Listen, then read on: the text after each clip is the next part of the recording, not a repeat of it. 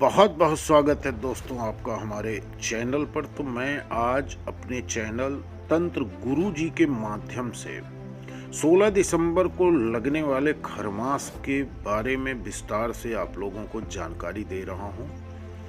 धन प्राप्ति व सुख समृद्धि के लिए आजमा कर देखिए ये उपाय जो मैं आपको बताने जा रहा हूं, क्योंकि खरमास एक ऐसा मास है जिसमें मंगल कार्य भी अमंगल फल देते हैं। तो इसमें सूर्य नारायण की उपासना का बहुत बड़ा महत्व है। और खरमास ही एक ऐसा समय काल होता है, काल चक्र में जब आप उगते सूरज और डूबते सूरज दोनों की पूजा करने का विधान लिखा गया है। हमारे शास्त्रों में इस चीज़ का बड़े विस्तार से विधान लिखा गया है। तो मैं संक्षेप में आप लोगों को इसके बारे में समझाने जा रहा हूँ। आप लोग वीडियो पर अंत तक बने रहिए। और ये चैनल पर पहली बार आए हैं तो चैनल को सब्सक्राइब करके घंटी की बटन दबाना न भूलिए, ताकि हमारा अगला वीडियो आपको तुरंत प्राप्त हो सके। जाड़े के परवान चढ़ते मौसम से जब धीरे धीरे कोहरे की कोपलें फूटती हैं और गुनगुनी धूप के बीच जब सिरहन बढ़ने लगती है, तब अचानक शुभ और मांगलिक कार्य थम जाते हैं। शादी ब्याह का मुहूर्त खो जाता है। यह कालखंड यानी दिसंबर का उत्तरार्ध और जनवरी का पूर्वार्ध भारतीय मान्यताओं के लिए खरमास कहलाता है। तो आइए जानते हैं खरमास के बारे में सब कुछ। तो खरमास क्या है? खर का अर्थ है कर्कश, गधा, कूर या दुष्ट। सीधे सीधे कहें तो अप्रिय महीना। इस माह में महत्वपूर्ण ऊर्जा स्रोत सूर्य निस्तेज और क्षीण प्राय हो जाते हैं। सूर्य 16 दिसंबर को जब वृश्चिक राशि की यात्रा समाप्त करके धनु राशि में लंगर डालेंगे, खरमास का आगाज होगा। अनोखी बात यह है कि गुरुदेव बृहस्पति की राशि धनु या मीन में जब सूर्य चरण रखते हैं तो वह कालखंड सृष्टि के लिए शोचनीय हो जाता है।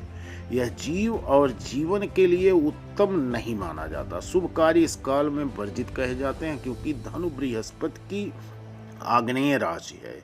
इसमें सूर्य का प्रवेश विचित्र, अप्रिय, अप्रत्याशित परिणाम का सबब बनाता है।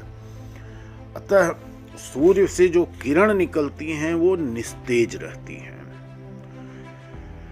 खरमास का खरा प्रभाव क्या है? मार्गशीर्ष को अर्क ग्रहण भी कहते हैं। इसका अपभ्रंश अर्कगण अर्घहण है। अर्क ग्रहण एवं पौष का संगम है खरमास। इस दौरान सूर्य की रश्मियां दुर्बल होकर शक्तिहीन हो जाती हैं तथा नाना प्रकार के झमेलों का सूत्रपात करती हैं।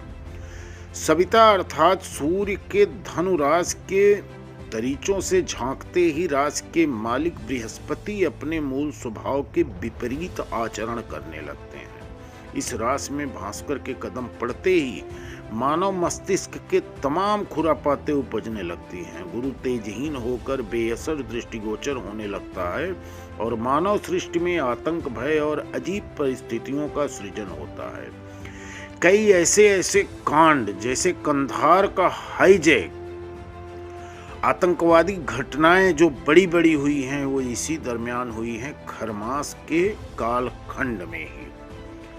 तो खरमास की कुछ पौराणिक मान्यताएं हैं जिसे मैं आप लोगों को बता रहा हूँ। पौराणिक मान्यताओं के अनुसार इस महीने में सूर्य के रथ के साथ महापद्य और करकोटक नाम के 2 नाग, आप तथा वात नाम के 2 राक्षस, तार्क्ष तथा अरिष्टनेमि नाम के 2 यक्ष, अंशु व भग नाम के 2 आदित्य, चित्रांगद और अणायु नाम के 2 गंधर्व, सहा तथा शहन्या नाम की 2 अप्सराएं और कृत व कश्यप नाम के 2 ऋषि साथ में चलते हैं। मार्गशीर्ष और पौष का संधिकाल स्वयं में बेहद विशिष्ट है। यह माह आंतरिक कौशल और बौद्धिक चातुर्य के शीर्ष पर पहुंचने का मार्ग प्रकट करता है। इस दौरान यदि ब्रह्म जगत के बाहरी कर्मों से निर्मुक्त होकर स्वयं में प्रविष्ट होकर खुद को तराशा, निखारा एवं संवारा जाए तो व्यक्ति उत्कर्ष का वर्ण करता है। मांगलिक कार्य भी अमांगलिक फल देता है। इस कालखंड में राशि की यात्रा और पौष मास के संयोग से देवगुरु के स्वभाव में अजीब सी उग्रता के कारण इस माह के मध्य शादी, विवाह, गृह आरंभ, गृह प्रवेश, मुंडन, नामकरण आदि मांगलिक कार्य अमांगलिक सिद्ध हो सकते हैं। इसलिए शास्त्रों में इस माह में इनका निषेध किया गया है। तो इसमें लाभ लेने का एक मार्ग है सूर्य की उपासना। सूर्य की उपासना करके आप अपने जीवन को बदल सकते हैं। मान्यताओं के अनुसार सूर्य अकेले ही 7 ग्रहों के दुष्प्रभाव को नष्ट करने का सामर्थ्य रखते हैं। दक्षिणायन होने पर सूर्य के आंतरिक बल में कमी व अवांछित झमेलों का सूत्रपात होता है। यह उत्तरायण होते ही सूर्य नारायण समस्त ग्रहों के तमाम दोषों का उन्मूलन कर देते हैं। अतः दैविक, दैहिक और भौतिक कष्टों से मुक्ति के लिए दिनकर की उपासना असरदायी मानी गई है। मोक्ष मुक्ति के इच्छुकों को गुरु सेवा, ध्यान, उपासना एवं आकाशीय ध्वनि सुनने का अभ्यास करना चाहिए। तो अब मैं बताऊंगा कि किस प्रकार के लोगों के लिए शुभ रहेगी सूर्य की पूजा। तो जैसे बेरोजगारों के लिए, मुकदमे में फंसे लोग, प्रमोशन की चाहत रखने वाले, अटके हुए पैसे वापस लेने वालों और राजनीति में अपना झंडा बुलंद करने के आकांक्षियों तथा हृदय रोग तथा अनेक प्रकार के विकारों से ग्रस्त व त्रस्त लोगों को इस कालखंड में रक्त वर्ण से उगते मार्तंड की उपासना की सलाह दी जाती है।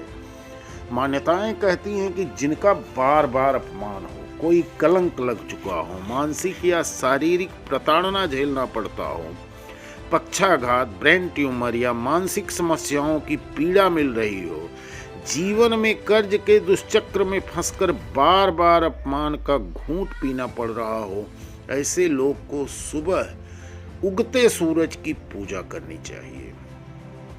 तो अब मैं आप लोगों को बताने जा रहा हूं इस काल का नाम कैसे पड़ा खरमास।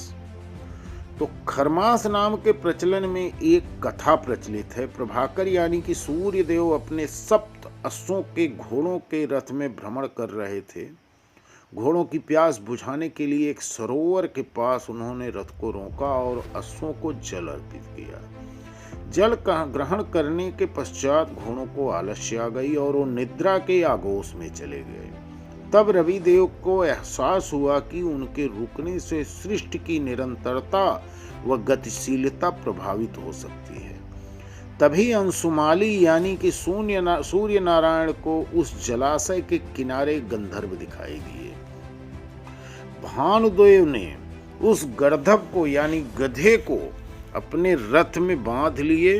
दिनेश देव पूर्ण मास भर निस्तेज होकर मंद रफ्तार में गधों के रथ पर सवार होकर खर की सवारी के कारण इस महीने को खरमास कहते हैं। तो दोस्तों, इसी के साथ मैं अपना वीडियो समाप्त कर रहा हूँ। ये वीडियो पसंद आए तो एक लाइक, एक कमेंट जरूर करना, अपने दोस्तों को शेयर करना और सूर्य नारायण की उपासना आप जरूर करना। जो व्यक्ति कर्ज में लगातार डूबते जा रहा हो वो डूबते सूरज की उपासना करें, लाभ मिलेगा। धन्यवाद। जय मां भद्रकाली।